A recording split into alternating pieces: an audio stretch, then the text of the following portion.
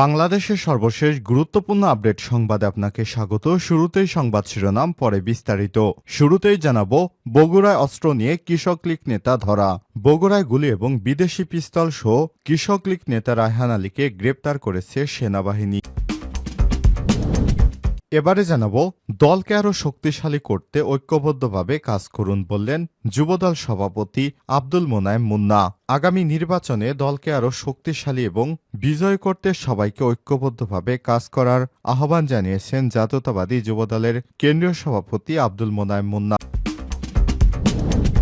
এবারে জানাবো, বিপ্লবী সরকারের উপদেষ্টা হবেন বিপ্লবী বললেন রুহুল কবির রিজভী। অন্তর্বর্তীকালীন সরকারের প্রধান উপদেষ্টা ড মোহাম্মদ ইউনূসের প্রতি অনুরোধ জানিয়ে বিএনপির সিনিয়র যুগ্ম মহাসচিব অ্যাডভোকেট রুহুল কবির রিজভী বলেছেন, বিপ্লবী সরকারের উপদেষ্টা তো হবেন বিপ্লবী, তাদের চেতনা থাকবে অত্যন্ত গতিশীল। তা না করে বাংলাদেশে কি আর কোনো উপযুক্ত লোক নেই সরকার চালানোর জন্য যে তাদেরই বাছাই করে নিয়ে আসতে হবে। এদিকে সব টিভি চ্যানেলে জুলাই অনির্বাণ ভিডিও চিত্র প্রচারের নির্দেশ। জুলাই বিপ্লবে অগ্রাধিকার দিয়ে দেশের সব টিভি চ্যানেল এবং ইলেকট্রিক মিডিয়ায় জুলাই অনির্বাণ শীর্ষক ভিডিওটি প্রচারের উদ্যোগ নেওয়া হয়েছে। এই ভিডিওটি সব টেলিভিশন চ্যানেল, ইলেকট্রিক মিডিয়া এবং নিউজ পোর্টাল প্রতিদিন সন্ধ্যা ৭টা থেকে রাত 10টা পর্যন্ত কমপক্ষে দুবার প্রচার করবে। এদিকে যুক্তরাষ্ট্রে আদানির বিরুদ্ধে গ্রেপ্তারি পরোয়ানার পর কেনিয়ার চুক্তি বাতিল, বাংলাদেশ কি করবে? আর্থিক কেলেঙ্কারির অভিযোগে উঠল ভারতীয় শিল্পপতি আদানি গ্রুপের চেয়ারম্যান গৌতম আদানির বিরুদ্ধে। ভারতীয় সৌরবিদ্যুৎ প্রকল্পের জন্য দেশটির সরকারি কর্মকর্তাদের ২০২৯ কোটি রুপি ঘুষের প্রস্তাব দেওয়ার অভিযোগ উঠেছে তার বিরুদ্ধে। গৌতম আদানি এবং তার ভাতিজা সাগর আদানি দুইজনের বিরুদ্ধেই গ্রেপ্তারি পরোয়ানা জারি করেছে মার্কিন যুক্তরাষ্ট্রের একটি আদালত। এবং সর্বশেষ জানাবো, প্রবর্তক মোড়ে নিষিদ্ধ ঘোষিত ছাত্রলীগের ঝটিকা মিছিল আটক ২। আজ চট্টগ্রামে প্রবর্তক মোড়ে হঠাৎ করেই ঝটিকা মিছিল বের করেছে নিষিদ্ধ ঘোষিত ছাত্র সংগঠন ছাত্রলীগের নেতাকর্মীরা। আজ মধ্যরাতে এই মিছিল করেন তারা। এ সময় তাদেরকে বিভিন্ন স্লোগান দিতে দেখা যায়। পরে অভিযান চালিয়ে মিছিলে থাকা দুইজনকে গ্রেপ্তার করেছে পুলিশ। আটককৃতরা হলেন মোহাম্মদ সজীব হোসেন ২১ ও দিদারুল আলম ৪৮। দিদারুল আলম চট্টগ্রাম আইন কলেজ শাখা ছাত্রলীগের সাবেক সাধারণ সম্পাদক। তিনি এই মিছিলের জন্য অর্থ সহায়তা করেছেন বলে পুলিশের অভিযোগ। প্রিয় দর্শক, এতক্ষণ শুনছিলেন সংবাদ শিরোনাম, এবারে বিস্তারিত। তবে তার আগে বন্ধুরা, অনুরোধ থাকবে সংবাদটিতে একটি লাইক দিন। এই চ্যানেলে আপনি নতুন হয়ে থাকলে আমাদের সংবাদটি দেখতে দেখতে চ্যানেলটি সাবস্ক্রাইব করে রাখুন। কমেন্ট করে আপনার মূল্যবান মতামত জানিয়ে দিন বন্ধুরা, আপনি বিশ্বের কোন দেশ থেকে বা বাংলাদেশের কোন স্থান থেকে আমাদের সংবাদটি দেখছেন এবং শুনছেন। এবারে বিস্তারিত। সব টিভি চ্যানেলে জুলাই অনির্বাণ ভিডিও চিত্র প্রচারের নির্দেশ।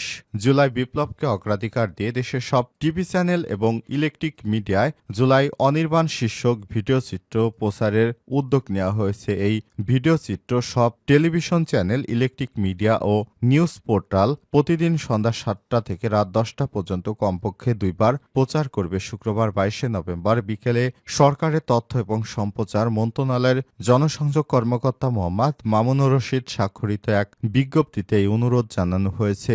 বিজ্ঞপ্তিতে বলা হয়েছে, বৈষম্য বিরোধী ছাত্র আন্দোলনে শহীদ ও আহতদের আত্মত্যাগ জনগণকে জানানো হবে। সেজন্য তথ্য সম্প্রচার মন্ত্রণালয় জুলাই অনির্বাণ শীর্ষক ভিডিও চিত্র সব টেলিভিশন চ্যানেল, ইলেকট্রিক মিডিয়া এবং নিউজ পোর্টালে ব্যাপকভাবে প্রচারের উদ্যোগ নিয়েছে। এতে আর বলা হয়েছে, প্রতিদিন সন্ধ্যা ৭টা থেকে রাত 10টার সময় কমপক্ষে দুইবার প্রচার করবে। এছাড়া উল্লেখিত সময়ের বাইরেও এই ভিডিও চিত্র প্রচার করা যাবে। এ বিষয়ে প্রয়োজনীয় ব্যবস্থা নিতে সব টেলিভিশন চ্যানেল, ইলেকট্রিক মিডিয়া এবং নিউজ পোর্টাল কর্তৃপক্ষকে তথ্য সম্প্রচার মন্ত্রণালয়ের পক্ষ থেকে অনুরোধ জানানো হয়েছে।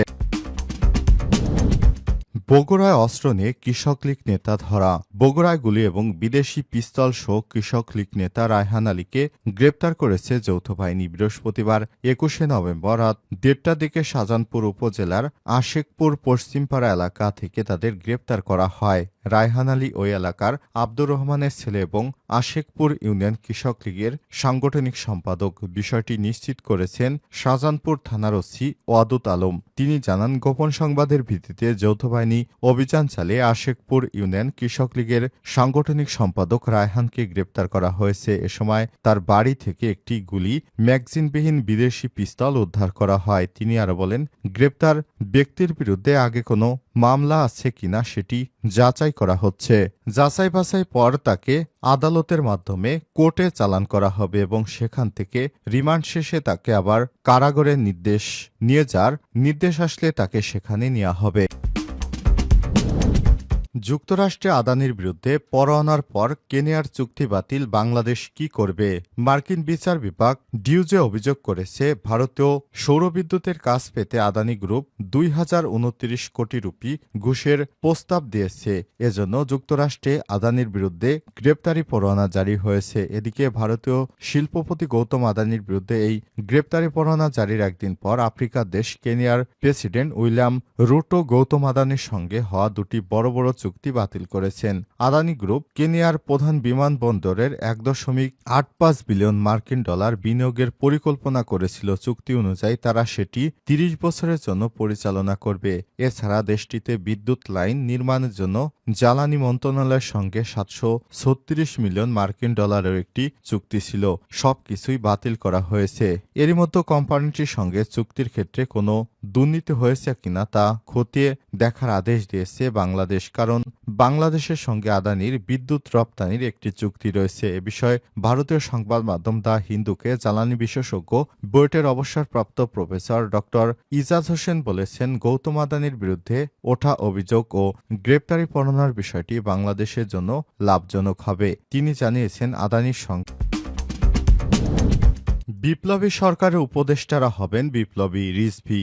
অন্তর্বর্তীকালীন সরকারের প্রধান উপদেষ্টা ডক্টর মোহাম্মদ ইউনূসের প্রতি অনুরোধ জানিয়ে বিএনপির সিনিয়র যুগ্ম মহাসচিব রুহুল কবির রিজভী বলেছেন, বিপ্লবী সরকারের উপদেষ্টারা তো বিপ্লবী হবেন, তাদের চেতনা থাকবে অত্যন্ত প্রগতিশীল। তা না করে বাংলাদেশে কি আর কোনো উপযুক্ত লোক নেই সরকার চালানোর জন্য যে তাদেরই বাছাই করে নিয়ে আসতে হবে? তারা এখন তাদের পছন্দমতো কাজ করছে। এটা হয় কি করে? গণবিচ্ছিন্ন মানুষ কোনোদিনই জনগণের উপকারে কাজে লাগে না। গণবিচ্ছিন্ন মানুষ কখনোই জনকল্যাণকামী এবং বিপ্লবী কোনো কাজ করতে পারে না। শুক্রবার 22 নভেম্বর বিকেলে নয়াপল্টনে বিএনপির গণঅভ্যুত্থানে রিকশা চালকদের হত্যার প্রতিবাদে এক বিক্ষোভ সমাবেশে প্রধান অতিথির বক্তব্যে তিনি এসব কথা বলেন। বিক্ষোভ সমাবেশটির আয়োজন করে সাধারণ রিকশা চালকেরা। বাংলাদেশ ব্যাংক অফিসার্স ওয়েলফেয়ার কাউন্সিলের নির্বাচন প্রসঙ্গে রিজভী বলেন, আমি বাংলাদেশ ব্যাংকের গভর্নরদের উদ্দেশ্যে বলতে চাই, ব্যাংক বিমায় নির্বাচন করা হচ্ছে শ্রমিকেরা। শ্রমিক কর্মচারীর একটি সংবাদ দেখলাম, অফিস কল্যাণ সমিতি না কি যেন একটা কল্যাণ সমিতি নির্বাচন করেছে, সেখানে আওয়ামী লীগের সমর্থিত লোকেরা বিজয় হয়েছে।